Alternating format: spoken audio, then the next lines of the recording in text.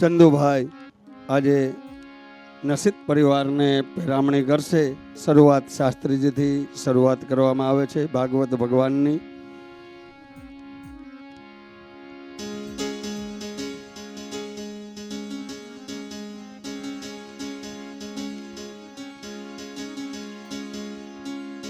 નસીબ પરિવારના ભાઈઓ બધા આવી જાજો.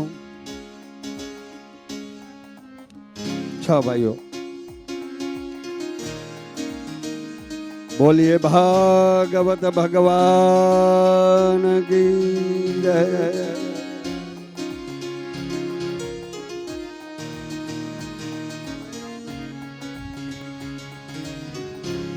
પરસોત્તમભાઈ ને સાલો ઢાળી અને એમનું સન્માન કરવામાં આવે છે. ચંદુભાઈ એમનું સન્માન કરે છે. તાલીઓ વગાડો. બોલીએ ભાગવત ભગવાન કી જય.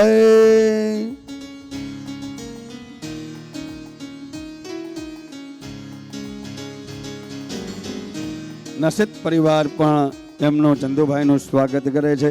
બોલીએ ભાગવત ભગવાન કી જય.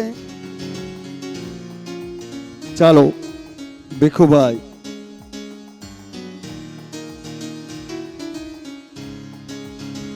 ચંદુભાઈ ભીખુભાઈનું સાલો ઢાળી અને સન્માન કરે છે. બોલીએ શ્રી દ્વારિકાધીશ કી જય.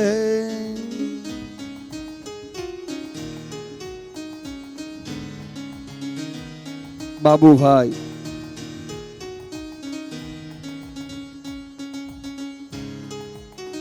બાબુભાઈનું સ્વાગત કરે છે ચંદુભાઈ. બોલીએ ભાગવત ભગવાન કી જય. વલ્લભભાઈ નું સ્વાગત કરે ચંદુભાઈ.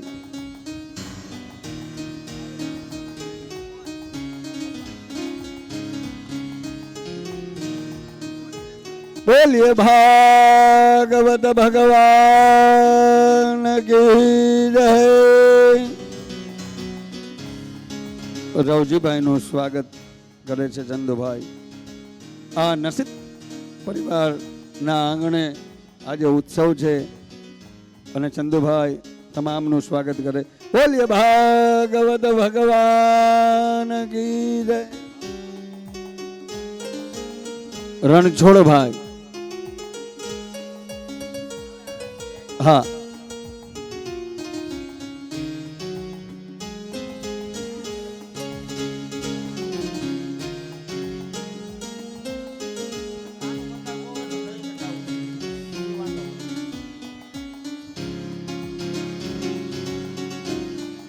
રણછોડભાઈ નું સ્વાગત કરશે ચંદુભાઈ સાલો ઢાળી.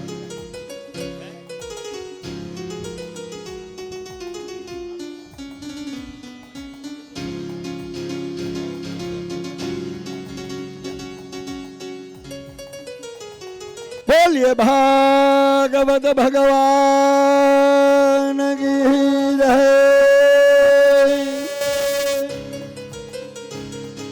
સરસ મજાનું આજે ચંદુભાઈ નસીબ પરિવારના આંગણે શ્રીમદ ભાગવત કથાનું આયોજન અને એમનું સન્માન કર્યું છે. હવે આપણે વિરામ બાદ કથાને આગળ ચાલુ કરીએ. બોલીએ ભાગવત ભગવાન કી. બોલો ભાગવત ભગવાન કી જય. બાલ કૃષ્ણ કી જય. સદગુરુ ભગવાન કી જય. ગંગા મૈયા કી જય. યમુના મૈયા કી જય. વ્યાસ નારાયણ ભગવાન કી જય. સુખદેવજી મહારાજ કી જય. પ્રેમ સે બોલીએ નમઃ પાર્વતી પતન હર હર મહાદેવ.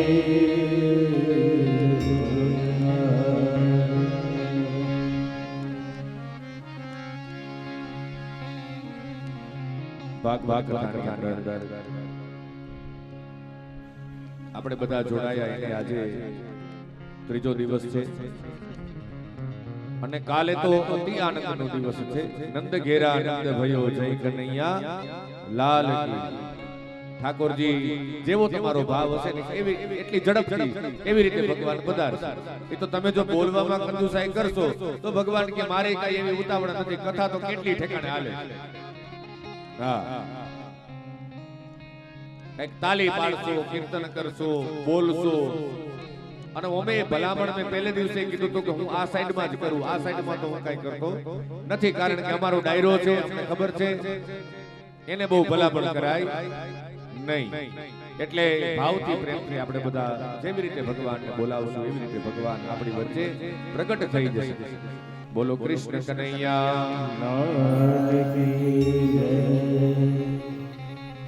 સુત નામના પુરાણી અને 88,000 ઋષિ મુનિઓ 6 પ્રશ્ન પૂછ્યા અને એ 6 પ્રશ્નના જવાબની અંદર ભગવદ ચર્ચાની એક શરૂઆત થઈ. અને એમાં ભાગવત કથા તમે જોવો કે ભાગવત કથાની અંદર 3 પ્રકારના ઉત્તમાધિકારી, મધ્યમાધિકારી અને હીનાધિકારી વક્તા અને શ્રોતાઓના પ્રકાર છે. એમાં ઉત્તમાધિકારી વક્તા એવા સુખદેવજી મહારાજનું પ્રાગટ્ય થયું, જે જન્મથી જ વિરક્ત છે, જે નિસ્પૃહ છે. નિર્ગુણ નિરાકાર બ્રહ્મનું ધ્યાન તો બહુ ધૈર્યું, પણ અહીંયા વ્યાસનારાયણ ભગવાન દ્વારા જ્યારે ભાગવત ભણ્યા, ખુલ્લી આંખે સમાધિ લાગી જાય એવો આ પ્રેમનો ગ્રંથ, એનું અધ્યયન કર્યું. જનક રાજાને ગુરુ બનાવ્યા છે. ગુરુ ધારણા કરી સુખદેવજી મહારાજ જનક રાજાને ગુરુ બનાવ્યા. શાસ્ત્ર પણ કહે છે કે દરેક જીવ માટે સદગુરુ ભગવાન અવશ્ય હોવા જોઈએ.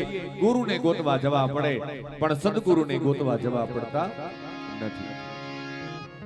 આપણું ભજન વધે એટલે પરમાત્મા કૃપા કરી અને આપણા જીવનની અંદર એવા કોઈ મહાપુરુષનો આપણને ભેટો કરાવી દે. ધ્રુવજી ક્યાંય ગોતવા નથી ગયા જયેશભાઈ, ધ્રુવજી ક્યાંય ગોતવા નથી ગયા, પરીક્ષિત રાજા પણ ક્યાંય ગોતવા નથી ગયા. ભગવાનની ભક્તિ કરવાનો એક દ્રઢ નિશ્ચય કરી અને એક જગ્યાએ બેસી ગયા. મુખની અંદર કૃષ્ણ કીર્તન છે, ભગવાનના નામનો જપ છે. શ્રી કૃષ્ણ ગોવિંદ હરે મુરારી, શ્રી કૃષ્ણ ગોવિંદ હરે મુરારી, હે નાથ નારાયણ વાસુદેવ, હે નાથ નારાયણ વાસુદેવ. સુતનામના પ્રાણી ઋષિ મુનિઓ 6 પ્રશ્ન પૂછ્યા. ભગવદ ચર્ચાની શરૂઆત થઈ. આપણે પણ આપણી પોતાની જાતને અહીંયા પ્રશ્ન પૂછવો જોઈએ. ખરેખર આપણે આ જગતમાં આવ્યા છીએ તો શું કામ આવ્યા છીએ? ઘણાને ખબર જ નથી હો. હા, ભગવાન જોજો પ્રગટ થાય ને પછી 5મા દિવસની કથાની અંદર આવશે કે જન્મ કોને કહેવાય અને અવતાર કોને કહેવાય. ભગવાનનો અવતાર થાય અને માણસનો જન્મ થાય, એ ભગવદ ચર્ચા આપણે 5મા દિવસે સવારે કરીશું. અને અત્યારે ઘણા કોઈને ખબર નથી કે જન્મ આપણે હું કામ આવ્યા છે. ઘણા નથી ખબર. આહાર, નિંદ્રા, ભય, મૈથુનમ ચ. આ તો પશુ અને માનવમાં 4 વસ્તુ તો સમાન છે. ખાઈ લ્યો, પી લ્યો, મજા કરી લ્યો, ખાધું પીધું ખંભે આવશે. ઘણા એવી વાતો કરતા હોય. હું કે ખાઈ લ્યો, પી લ્યો, મજા કરી લ્યો, ખાધું પીધું ખંભે આવશે. ખંભે આવે પણ કોક ને, હા, બીજાને ખંભે આવે. આ એટલા પૂરતું જીવન નથી. હરિ ધ્યાન હૃદયમાં ધરતો જા, સત કર મનો પાતું ભરતો. હરિ ધ્યાન હૃદયમાં ધરતો જા, સત કર મનો પાતું ભરતો. હરિ ધ્યાન હૃદયમાં ધરતો જા, સત કર મનો પાતું ભરતો જા. હરિ ધ્યાન હૃદયમાં ધરતો જા, સત કર મનો પાતું ભરતો જા. આપણી કેપેસિટી બને એટલું સત્કર્મ હરિ ધ્યાન હૃદયમાં ધરતો જા. કઈક આ હાથેથી ભગવાને બધું ખીચામ નો નકા, સમજ્યા ને તમે? સત્કર્મનું ભાથું ભરતો જા. આવ્યો છો આ સંસારે તો પ્યાર પ્રભુને કરતો જા. આપણા પુષ્ટિ માર્ગની અંદર તો સરસ મજાનું એક કીર્તન છે કે નૈન ભરી અને નિરખો સજની અહીંયા શ્રી વ્રજરાજ બિરાજે છે. ભાગવત ભગવાન સ્વયં ભગવાન કૃષ્ણ છે. હા, સદગુરુ ભગવાન એ જનક રાજાને ગુરુ બનાવ્યા અને સુખદેવજી મહારાજ ભાગવતજીની રૂચાઓ બોલતા બોલતા સદગુરુ ભગવાનના ચરણમાં દંડવત નમસ્કાર કરી અને નીકળી ગયા છે. ગુરુ ધારણા કરી અને હવે મહાભારતનું મૂળ અને ત્યાંથી કથાની શરૂઆત થાય. હવે આપણે આ ગ્રંથ પ્રેમનો અને કથા સીધી આવી યુદ્ધની, મહાભારતનું ભીષણ યુદ્ધ. આનો અર્થ જયેશભાઈ એ છે, મહાપ્રભુજી મહાપુરુષો પોતાના ટીકાની અંદર કહે છે કે પ્રેમનો ગ્રંથ છે અને શરૂઆત ક્યાંથી થઈ? યુદ્ધથી. યુદ્ધ વિરામ પામે ત્યાંથી કથાની શરૂઆત થઈ. મહાપુરુષો કહે છે કે મારા અને તમારા જીવનના યુદ્ધ જ્યારે વિરામ પામે ને ત્યારે જ ભાગવતની શરૂઆત થતી હોય. જગતમાં આવ્યા પછી બધું જોઈ લીધું, બધું સમજાઈ ગયું અને સાચી બુદ્ધિ અને સાચી સમજણ આવે ને પછી જ ભગવાન પ્રત્યેનો પ્રેમ જાગે. આ બધા યુદ્ધ છે. આ વૃત્રાસુરની કથા શું છે? એ આપણી જ કથા છે. આપણી જે વૃત્તિઓ છે ને એ આસુરી વૃત્તિઓ સાથે સત્વગુણ પ્રગટ કરવા માટે થઈ અને આપણું યુદ્ધ ચાલુ છે. અને મહાભારતની કથા તો દિવ્ય કથા છે. અને અહીંયા જન્મેજય રાજાને 18 પ્રકારના કોટ નીકળ્યા હતા. વૈશંપાયન ઋષિ પાસેથી એ મહાભારતની કથા સાંભળે છે ને એટલે 17 પ્રકારના કોઢનો રોગ તો દૂર થઈ ગયો, પણ એક પર્વની અંદર શંકા કરી અને એક પ્રકારનો કોઢ એના શરીરમાં રહી ગયો. 18 બ્રાહ્મણોની હત્યા થઈ જન્મેજય રાજાના હાથે અનાયાસ. અને 18 પ્રકારના કોઢ નીકળ્યા. વ્યાસનારાયણ ભગવાને કીધું છે અગાઉ સમજાવ્યો તો છતાં પણ જન્મેજય રાજા સમજ્યા નહીં અને અપરાધ થઈ ગયો. મહાભારતની કથા તો દિવ્ય કથા છે અને એટલે જ કીધું છે મંત્ર, માતા પિતા, સદગુરુ અને ભગવાનની કથામાં કોઈ દિવસ શંકા કરવી નહીં. આ બધા પરીક્ષા કરવાના સ્થાન નથી, આ બધા વંદન કરવાના સ્થાન છે. અને મહાભારતની દિવ્ય કથા. ઘણા લોકો વળી એમ કે મહાભારત ઘરમાં ન રખાય. કીધું શું થાય? એ કે ઘરમાં મહાભારત થાય, તારી ભલી થાય.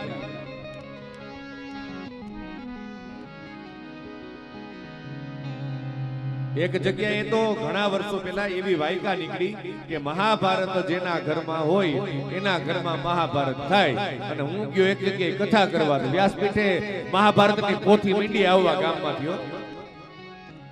એક પોથી આવી, બીજી આવી, ત્રીજી આવી. મેં પછી બધા બેનો થોડાક જાણીતા થયા ને એટલે પૂછ્યું. મેં કીધું બેન આ ત્રીજું મહાભારત આવ્યું, આ તમને કોઈ કઈ એવું કીધું છે કે મહાભારત ઘરમાં ન રખાય કે તમે પ્રેમથી દાન કરો છો? એ કે ના રે ના, પ્રેમથી કાઈ દાન નથી કરતા. કીધું તઈ? એ કે દાદા એમાં એવું છે કે અમારે છે ને અમને તો હમણાં ખબર પડી. શેની? એ કે મહાભારત ઘરમાં હોય ને તો બે માણસ કજિયો થાય. કીધું આ મારે નહીં થાય?